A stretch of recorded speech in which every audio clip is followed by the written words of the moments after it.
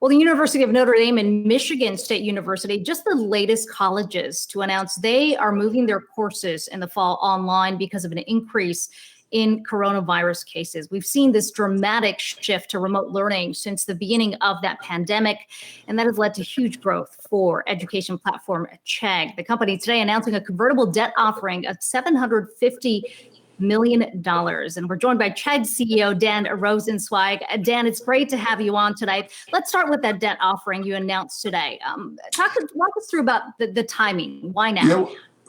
Well, why now is first of all, we executed it. So the good news is it was upsized to 900, and they're exercising the shoes. So it'll end up being $1 billion offering with a 0% coupon, and over 6 years. So the opportunity to strengthen our balance sheet at an opportunistic moment, particularly when the company is growing so quickly and the opportunity is so big, it just were too good of terms to turn down at this point, and we were able to retire some of our earlier debt. So it's just really good corporate hygiene. You talk about capitalizing on the opportunity right now. Certainly huge opportunities for Chegg given this dramatic shift that we've seen to remote learning. I want to get to the specifics of that in just a bit, but I'm curious to get your thoughts on what we've seen over the last 5 months or so. I mean, you look at the fall classes right now, what you essentially have are students who are paying very high tuition to sit at home and learn on their computers. I'm just curious what you think about this value calculation of higher education and whether you think there's a bit of a re-rating on how much education should cost. Well, there should be a re-rating. Let's start with that. And if the pandemic ends up serving that purpose, then there's at least some value in having this pandemic, because otherwise it's horrific, right? Look what it's doing to people, to lives, the nursing homes you just discussed earlier, education, colleges opening up, shutting down. All of those are for economic reasons. And it's really disturbing. The reason Chegg was created was because nobody in the education continuum actually decided to put the student first. Everything was a toll. Everything was the student has to come to us. The student has to pay for this. The student has to go to a class at an inconvenient time. The student always has to get, every year the cost of tuition goes up. You start your freshman year, your senior year, it's a different price. You know, if you think about it, ask yourself, who were these institutions designed to serve? Well, clearly not the student. And so what the pandemic has really uncovered was, first of all, that a lot of people don't even have access to technology. Second of all, why does it cost so much money? Third, what is the real value? If you're going to a residential school, is it for the degree and the name on the degree and the education, or is it for the growing up experience? And there's a growing recognition that without the curriculum being improved and expanded to include skills, that people are coming out unemployable or underemployable after accumulating $1.6 trillion in debt. There's 44 million Americans with $1.6 trillion in debt. So these 150 lawsuits you're seeing, this is just the beginning. And the fact that schools opened in person for the purpose of collecting the dollars, as opposed to doing what was safer and smarter, and everybody with common sense would say, you put a bunch of 20-year-olds on a campus, what do you think is going to happen?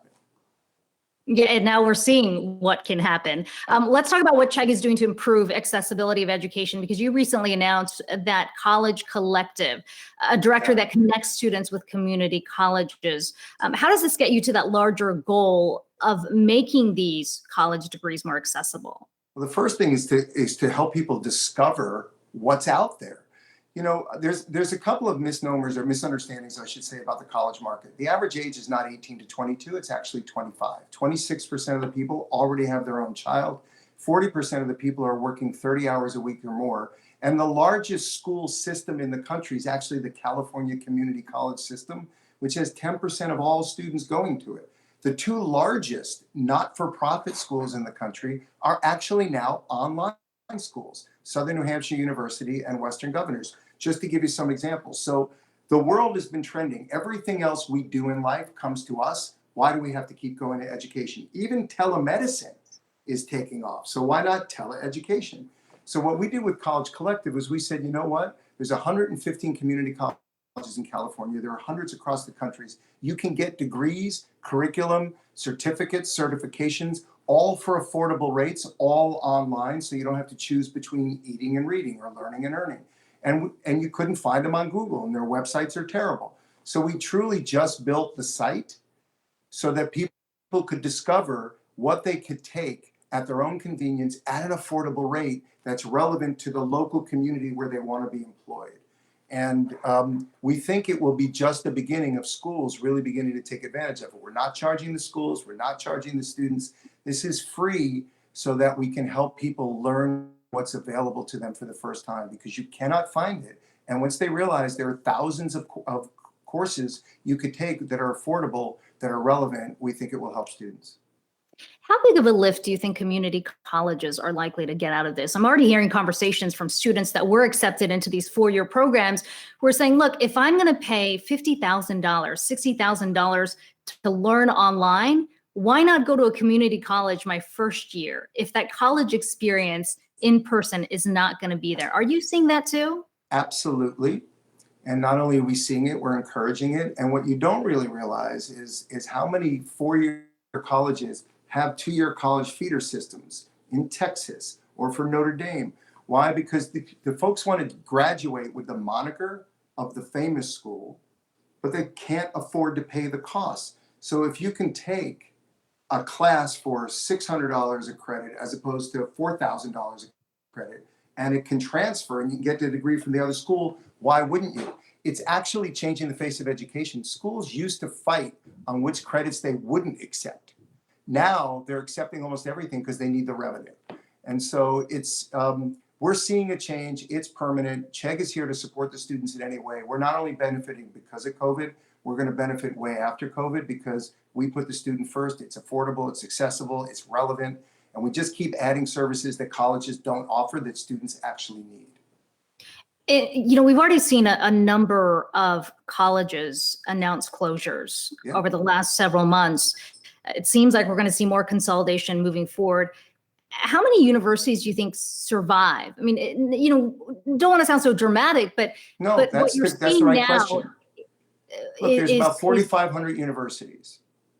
If you just follow the demographics, there are fewer younger people in our country, so there's going to be about 15% fewer students in a couple of years. So that's going to put pressure on the economics. The second thing is colleges are going to have to, for the first time, lower their price. Not just freeze it, but lower it. Third is they're going to have to add new curriculum. They're going to get less funding from the states than they've ever gotten before if they're a state school. 70% of the students go to state school. If you're a state and you're suffering from COVID, you're going to use the money on state education or you're going to use the money on healthcare. So these are choices that governors have to make. They're hard choices. They're real life choices. But you know which ones save lives or offer more funding to a school that's already overpriced where the curriculum's not relevant.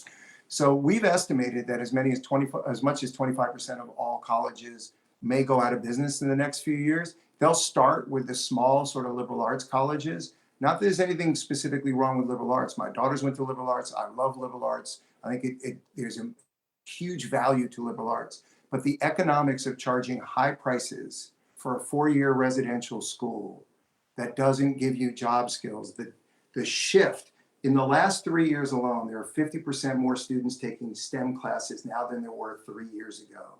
And that just tells you which curriculum they're seeking, the one that gets them a job. 78% of all students say they go to college for the sole purposes of getting a better job. So if the schools don't make it cheaper, don't go online, don't expand their curriculum to be, in addition to what they have, skills related, and they don't make it more convenient for the student base, they will go out of business. And it disappoints me, it saddens me, but part of the reason for the rush to COVID is because they needed the economics just to stay alive another year.